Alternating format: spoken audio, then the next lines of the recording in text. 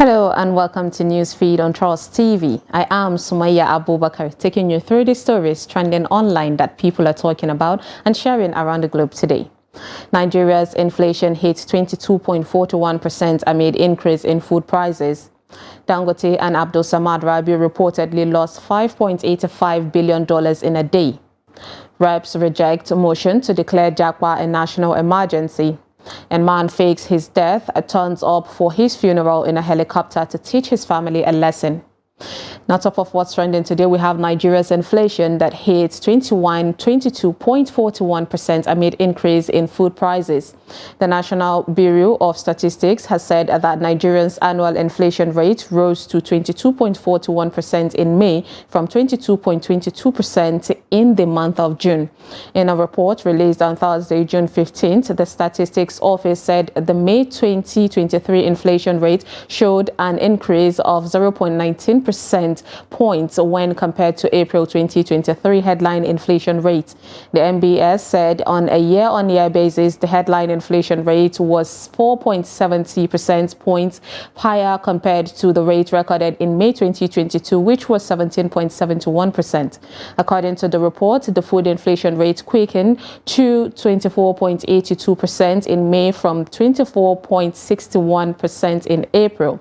The NBS said the contributions of items on the divisional level to the acceleration in the headline index are food and non-alcoholic beverages, 11.61%, housing, water, electricity, gas and other fuel, 3.75%, clothing and footwear 1.71%, transport 1.46%, among others. This means that in May 2023, on average, the general price level was 0.3% higher relative to April 2023.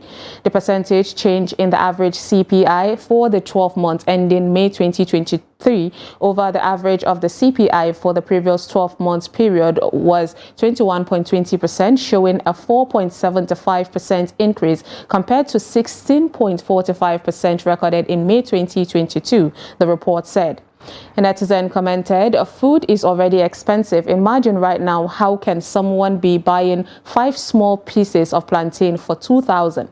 Another said, "We are our own problems. The governments are not our problem. Too much greed is affecting all of us." Someone wrote, "Goods should be the cheapest commodity in the world. Let humans eat and worry about other things." Next on what's trending, we have Dangote and Abdul Samad Rabiu reportedly lost $5.85 billion in a day. Nigerian billionaire businessmen Aliko Dangote and Abdul Samad Rabiu reportedly lost a whopping $5.85 billion just 24 hours after the Central Bank of Nigeria floated the naira. This is according to the Bloomberg Billionaire Index, a daily ranking of the world's richest people that provides detail on the calculation of net worth analysis on each billionaire's profile page. Data on the portal as at June 15, 2023 showed negative changes in the calculations of the wealth of the businessmen who are listed among the 500 richest men in the world. The index revealed that Dangote, chairman and chief executive officer of Dangote Group, lost about $3.12 billion in the latest update. Similarly, Rabiu, CEO of Boa Group, was said to have lost $2.73 billion from his wealth. A netizen said, "When your wealth is tied to the weakness of a nation, you are bound to take a hit when the nation grows stronger." Actor and producer Ugezu said, "Ultimately, the truth will come out. Create a fair level playing environment for businesses to thrive competitively and Dangote will be lost. A businessman who is scared of competition is no businessman." Another person said, "I have always said it, Nigeria is not a real place, it's a facade. If you are so wealthy in Nigeria, don't worry, you are not supposed to be. You are only fortunate, smart enough to take advantage of a dysfunctional system. Also, if you're so poor in Nigeria, you're only unfortunate to be at the receiving end of an unparalleled economy. All things being equal, you're not supposed rich or poor like that." Next on what's trending, we have a motion seeking to stop japa, a trend that has been, many Nigerians relocate to other countries for greener pastures, has been rejected by the House of Representatives. The motion was presented by Philip Agbese, APC Benue, a lawmaker who used to live in the UK, on Thursday, June 15th. Agbese lamented that the growing statistics of young Nigerians leaving the country and securing permanent residence in the UK, the USA, and Canada is a grave challenge for the country as it affects its economic, intellectual, and social well-being. He called for the trend to be declared as a national emergency, while also pointing out that there's been a 40% increase in the number of young Nigerians leaving the nation compared to what the United Nations Department of Economic and Social Affairs DESA captured and reported in 2019. The lawmaker noted that the UN DESA reported that international emigration from Nigeria in 2020 totaled 1.7 million, which was a substantial increase from 990,000 in 2010. Speaker of the House Tajuddin Abbas placed the motion to a voice vote shortly after it was presented. Majority of the members voted nay and the motion was stepped down. A netizen wrote, "You see, when Nigeria have a countless number of issues to fix and handle, it is japa that is the first topic in the first month in office." Someone said a national emergency is the hunger facing the whole country. Unemployment, security, education, healthcare, and all other basic needs for citizens are the real national emergency.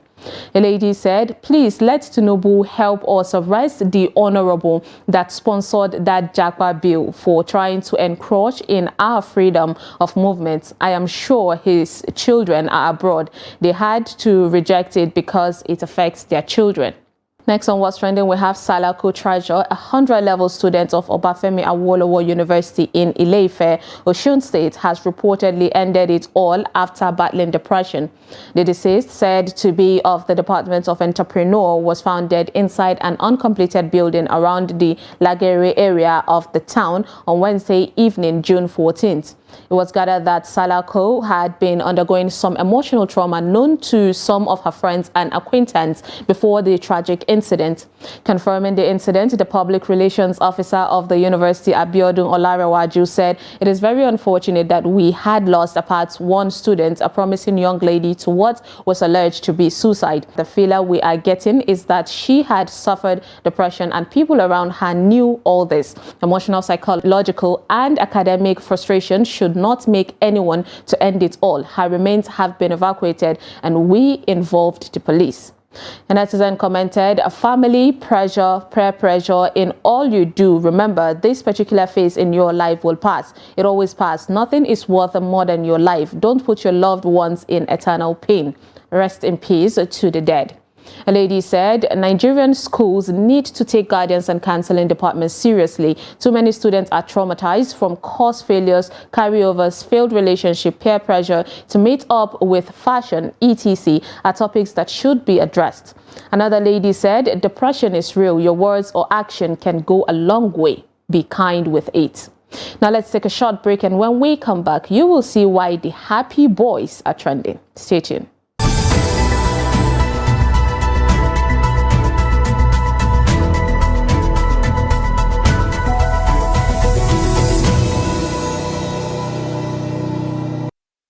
Welcome back. It's Newsfeed. Now, former security men Happy Boys have tendered a public apology to clergyman Apostle Chinyere after he slammed them for calling him out on social media. The young men secured scholarship to study in Cyprus from the clergyman after they lost their jobs as security men at a fast food joint in Lagos. They were fired from doing their job after they recorded or while recording a video and dancing while on duty. And after they were sacked, they came online to cry for help, and their cry was heard by the clergyman who contacted them and awarded them scholarship to study in Turkey.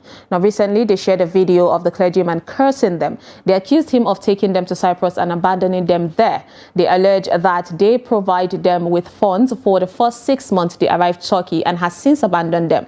In a reaction shared on his Facebook page, the clergyman explained that the bad economy made it impossible for him to continue funding the scholarship of those he sent to Cyprus and advised them to come back to Nigeria or proceed to Benin Republic to continue their education. He mentioned that he has since forgiven the boys and will continue to fund their scholarship if they return to Nigerian University or Benin Republic. In a new video they posted, the boys apologized to the clergyman and stated that they will not be coming back to Nigeria. Take a look. We say we go apologize to Papa OPM. If the video when we post, then that man try, no easy to carry person from Nigeria and come Cyprus. We see news they go based on the flight ticket when they go. The flight ticket, they don't tell us about the flight ticket too. For me, I know they come back to Nigeria. And we won't come back. I know they come back to Nigeria. But we won't just talk the same, make everybody think their day. We don't need scholarship in Nigeria. We don't need scholarship. The guy said, the easiest way to remain poor is to be ungrateful. This is not an apology. So prideful. A lady said, I will say it again. Don't feed every stray barking dog you see on the street. Some just need strength to bite you. And someone added, anyone who doesn't see anything bad about what these young folks did should be diagnosed for entitlement syndrome, which has destroyed many. Next on What's Trending, we'll have a video making rounds on social media showing a security agent who almost stabs comedian for wearing female outfits during a comedy shoot. Take a look. Yes. Yes. All right, remove it now. Hey, excuse me. Excuse me. You must remove it. This is my husband here. This is you can remove it now. You can't remove it. You remove it. This is public molestation. What is it? My breast is here. Come. I can't show my breast. I will remove it now. I can't show my breast to the public. This is my breast. You will remove it now. Jesus Christ.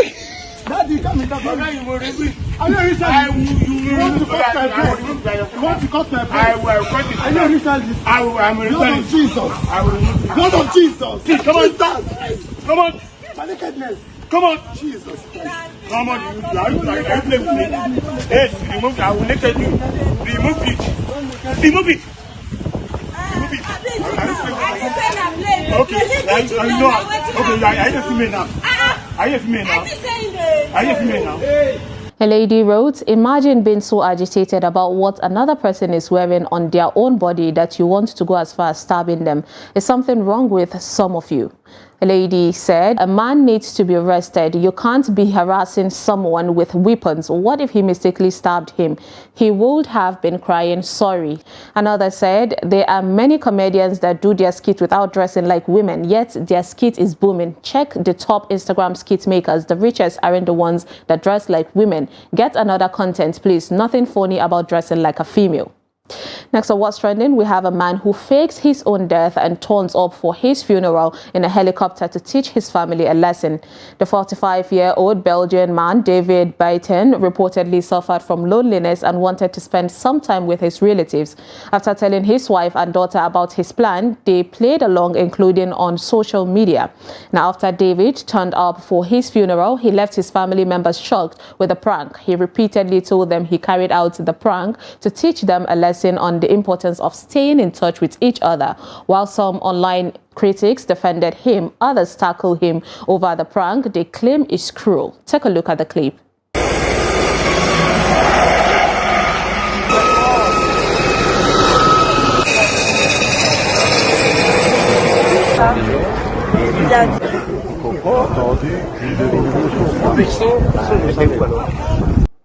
A lady commented, people will travel miles for burials, but not to the next street for cheers. Good lesson. I hope they learned. Another lady said, it's not cruel. A lot of these Europeans suffer loneliness, then depression because of lack of keeping in touch with their loved ones. Some even go as far as committing suicide. So this is better. Someone said, let us try to be learning. It's not about finding fault in what he did. Let us learn to keep in touch with our loved ones. I am also at fault here. And lastly, onto a funny video of two babies that were supposed to compete, but things didn't go as planned. Take a look. Will it be Autumn Breeze? Oh, now Holland Sass wants to get in on it. Okay, is she going to be too late or will she pass her up? Who's it going to be?